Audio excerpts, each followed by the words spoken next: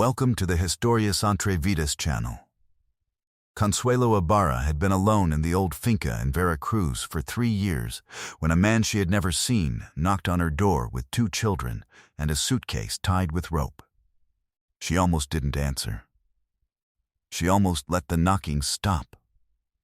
That decision, the one she almost made, would have cost her everything she didn't yet know she still had.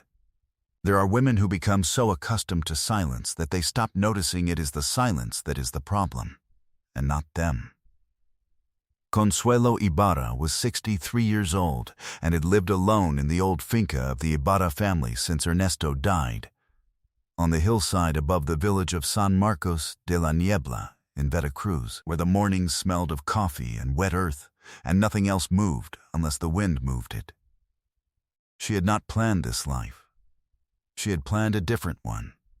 Grandchildren in the corridor, Ernesto's voice in the kitchen, the orchard growing heavier with each season. What she had instead was the orchard going to seed, Ernesto's chair in the corridor with no one sitting in it, and a son in the city who called every 2 weeks to ask her to sell the land and come live near him. Mauricio meant well. Consuelo knew that. He was a good son, a careful son, the kind who made sure his mother ate and had her medicine and didn't fall. But he had left San Marcos at 18 and gone to Veracruz City for school and never returned except for the holidays. And the finca to him was not a home that breathed, but a problem that required solving. "Ma'am, that house is too big for one person. Ma'am, what are you doing with all that land? Ma'am, sell it and come be near us." She listened and said she would think about it. She had been thinking about it for 3 years. She had not yet found the thought that ended with leaving. The finca itself was honest about what the years had cost it. The coffee orchard on the hillside, which Ernesto had planted seedling by seedling the first year of their marriage, had gone 3 seasons without proper pruning. The irrigation channel on the east side was blocked with fallen branches. The roof over the back 2 rooms had a soft spot that let the rain in every October. The corridor tile that Ernesto had laid himself was cracking along the grout lines because no one had sealed it in years. The house was not falling apart. It was doing something slower and sadder than that. It was forgetting it had ever been cared for. Consuelo cared for it as much as she could. She was 63 years old, and her hands still worked, and her back still let her climb the hillside on good days. But the orchard needed more than she had, and she knew it. And the knowledge sat in her chest the way old debts sit, not urgently, but always there. The morning Aurelio Campos knocked on her door, she was at the comal, making tortillas.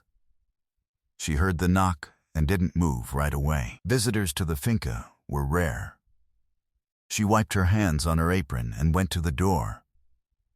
A man of around 40 stood on the step, lean, with calloused hands and eyes that were tired in the way that comes not from one bad night, but from a long series of them.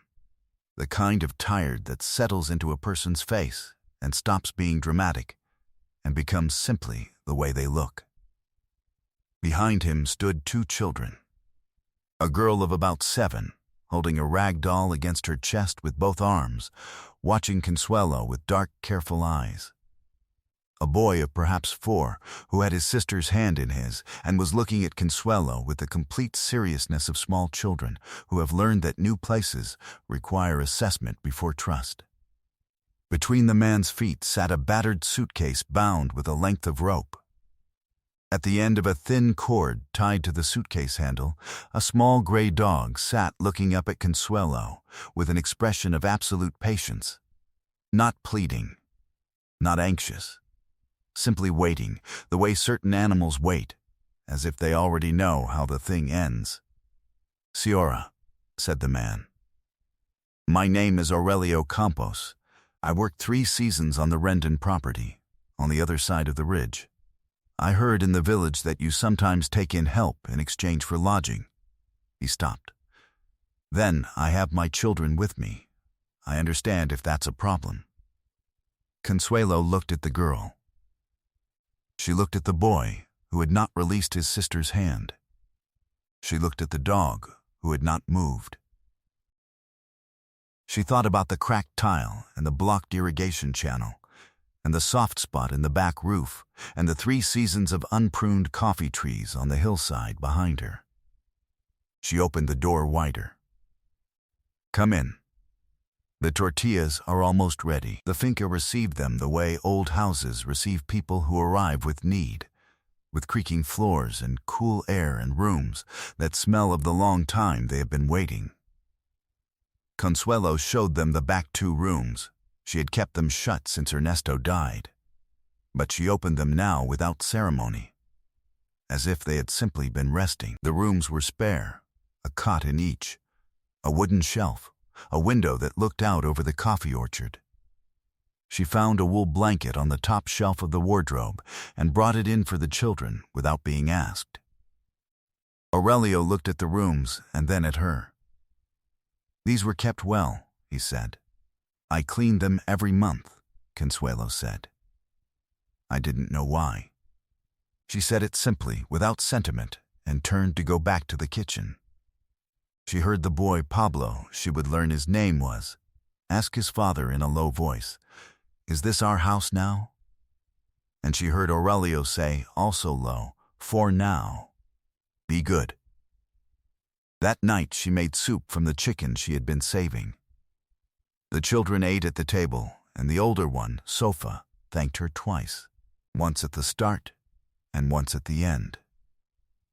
The small gray dog, whose name turned out to be Noob, sat under the table without begging, which told Consuelo more about the family's character than anything that had been said out loud. When the children were in bed, Aurelio sat across from her at the cleared table and told her about the Renden work ending, about the 2 rooms he had rented in the village that the landlord had given to someone else while he was finishing a contract week. He said it without complaint, in the plain voice of a man reporting facts. "What happened to their mother?" Consuelo asked. "She left 2 years ago. She said she hadn't signed up for this life." The flat voice of a man who was finished, being surprised. "It's just us 3 now. And Noob." Consuelo looked at her hands on the table. Then she looked at him. "The orchard has been 3 seasons without proper attention. The east channel is blocked. The back roof needs a man on it before October." She paused. "Can you work coffee?" "I can work anything," he said. "Then we'll see," she said. And that was the arrangement. The days found their shape the way days do when people stop negotiating and start simply living alongside each other. Aurelio was in the orchard before the sun was fully up. Consuelo had coffee ready when he came in for breakfast. Sofa went with her father to the orchard in the mornings because she didn't want to be left behind. Pablo stayed near Consuelo in the kitchen without asking to, simply appearing at her side the way small children do when they have decided, without announcing it, that a person is safe. Every morning was the same sequence, and that repetition was itself a kind of arrival. Consuelo lit the wood stove. Aurelio came in from the first walk of the orchard with dew still on his boots and wrapped his hands around the coffee cup. The children ate. Noob got her bowl of water by the door. Then Aurelio went back out, Sofa behind him, and Pablo stayed, and the kitchen was quiet in a different way than it had been quiet before. Not the silence of one person in a house built for more, but the silence of a house that had enough people in it and didn't need noise to prove it. One morning in the 2nd week, a woman appeared at the kitchen door with a basket of eggs and a jar of preserved mangoes from her own tree. Her name was Doa Petra, and she lived at the bottom of the hillside and had known Ernesto since they were children. She looked at the kitchen, at the coffee pot, at Pablo on his stool, at Aurelio's work gloves on the doorstep, and she nodded once with the decisive nod of a woman who has seen enough of life to know when something is right and when something isn't. "For the children," she said, setting the basket on the table. "And for you, Consuelo, you look better." I'm the same, said Consuelo. No, said Doa Petra, you look better. And she left before Consuelo could argue the point. That same week, Mauricio called. He went through his usual list: the finca, the land, the question of selling. Consuelo listened. Then she said, I have help now. A good worker. And his children are living in the back rooms. The silence on Mauricio's end was a long one. Whose children? He asked. He's a widower. She paused. Come and see, when you have time. Mauricio said he would think about it. He had been thinking about many things for 3 years.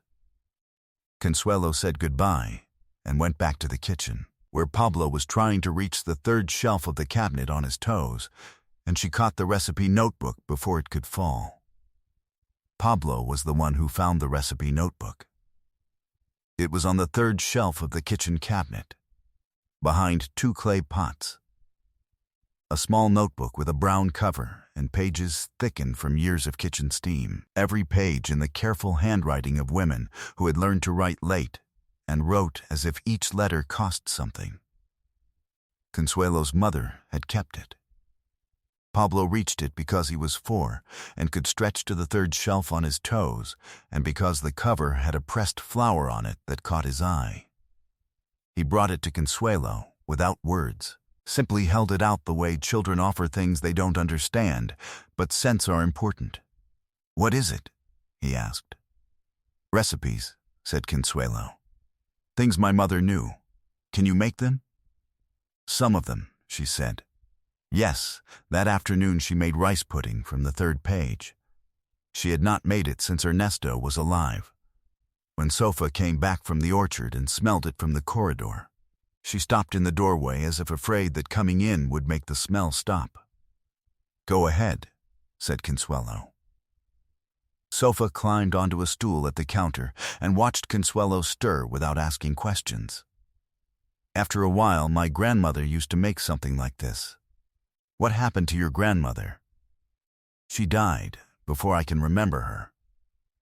The careful voice of a child who has rehearsed that sentence. Something quiet happened in Consuelo's chest. She stirred the pot. Then she handed Sofa the wooden spoon. Here, slow circles. Sofa stirred with her tongue between her teeth. Noob came and sat beside the stool. That evening the 4 of them ate at the same table, and no one stood at the counter. In the afternoons, while the hillside shadows came down through the coffee trees, Consuelo sat in the corridor with Pablo beside her. He rarely talked. He just sat. She wrapped the old rebozo around her shoulders on those afternoons, a dark rebozo with an embroidered border, fraying at one end, that had been her mother's and before that her grandmother's. Pablo touched the fraying end one afternoon without asking permission. It's very old, said Consuelo. Does it have a name? He asked. She looked at him.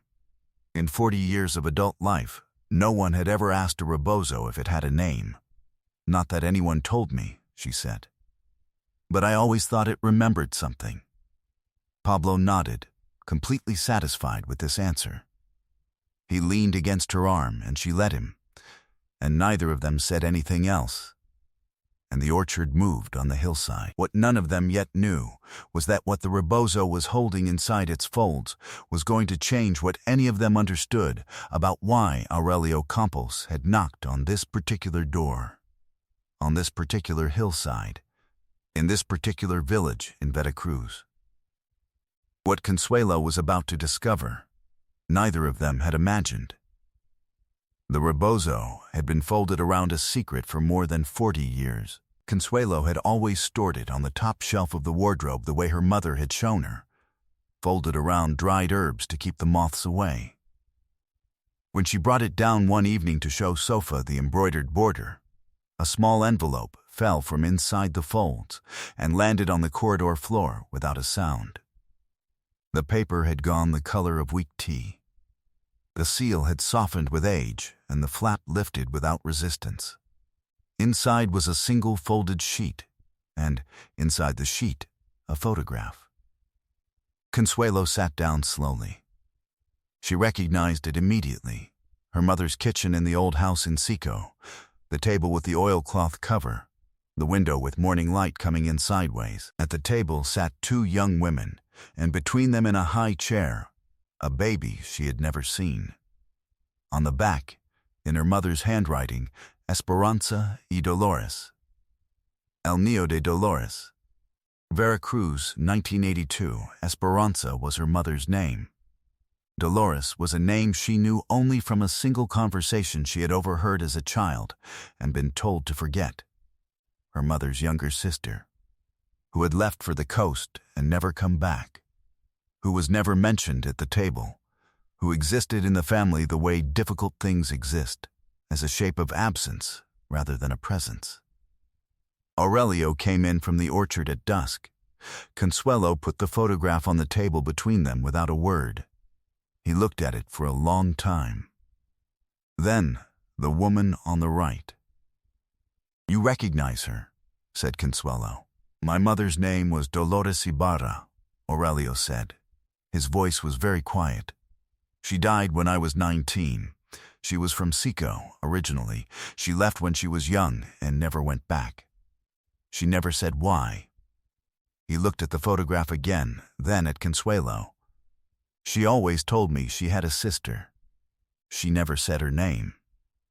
The silence that followed had weight but not discomfort. It was the silence of two people standing on the same shore, finding they had been looking at the same water all along. "You are not a stranger," said Consuelo. Aurelio's jaw tightened the way it does when a man holds something in. "I didn't know," he said. "I swear I didn't know." "I know you didn't." She looked at him steadily. "Sit down."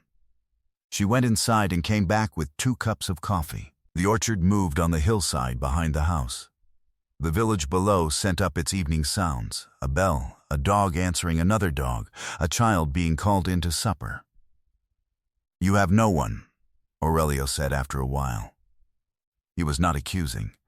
He was putting things together the way a careful man does, slowly, out loud. "My son is in the city," said Consuelo. "But yes, mostly alone." Aurelio looked at his coffee. Then he looked up at her. "My children never had a grandmother," he said. "And you are alone." He stopped. Then, carefully, "Let us stay." Consuelo looked at him for a long moment. She thought about Sofa stirring the pot with her tongue between her teeth. She thought about Pablo leaning against her arm in the corridor without asking. She thought about the rebozo and the photograph and the 40 years that had kept them from each other for no better reason than an old silence no one had thought to break. "You'll need to fix the back roof before October," she said. "I know. I looked at it yesterday, and the north row of coffee trees needs replanting from seed. I already pulled the damaged ones." "Then yes," said Consuelo. "Stay." Noob came out from under Aurelio's chair, walked to Consuelo's feet, and lay down, as if she had been waiting for permission. The village talk began within a week, as village talk always does. Doa Herminia at the market said it was irregular, a widow alone on a property, with a man, not her family. Others said the children looked fed and calm, which was either beside the point or the whole point, depending on who was talking. The story that had not yet been told, about the photograph, about Dolores, about the 40-year thread connecting Consuelo to Aurelio's mother, had not reached the village yet. And so the village was working with half the picture, which is when small towns tend to make the most noise. Consuelo did not address it publicly. She was not a woman who had ever needed the village's permission to live her own life, and she was not going to need it now. But she went to see Don Leocadio, the oldest man in San Marcos, not to ask his permission, but to give him the full picture, because he was the kind of man who could carry it and use it properly.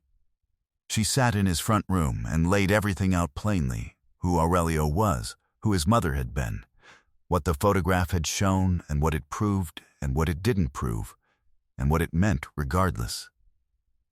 She put the photograph on the table. Don Leocadio put on his glasses and looked at it without speaking for a long while. "I remember a Dolores Ibarra," he said at last. "She came through here once, many years ago, with a small baby. She was looking for something she never named. I always thought she was looking for her people." He took off his glasses. Looks like the boy came to find them instead, without knowing that's what he was doing. He folded his hands. "You are doing right, Consuelo. Anyone who says otherwise knows where to find me." The talk in the village changed after that conversation. It didn't stop. Village talk never stops. But it changed its tone the way water changes direction when it finds a lower path. People began to nod at Aurelio when he passed in the street. The man at the store set aside the good coffee beans for him, without being asked. Doa Herminia at the market, who had been the loudest voice, went quiet on the subject after Don Leocadio mentioned the photograph to her in the course of a Tuesday morning conversation that Consuelo had not been present for, and did not need to be. Sofa was invited to a birthday celebration by one of the village girls, and she came home with a braid in her hair, and dried flowers tucked into her collar, and a look on her face that Aurelio had not seen since before her mother left. Pablo made a friend at the village well, a boy of 5 named Ciro, whose grandmother also sat on her corridor in the afternoons, and the two of them began the serious, wordless friendship that small boys form when they have decided that someone is worth their time. One evening the priest stopped by the finca on a Tuesday, which was not his usual visiting day.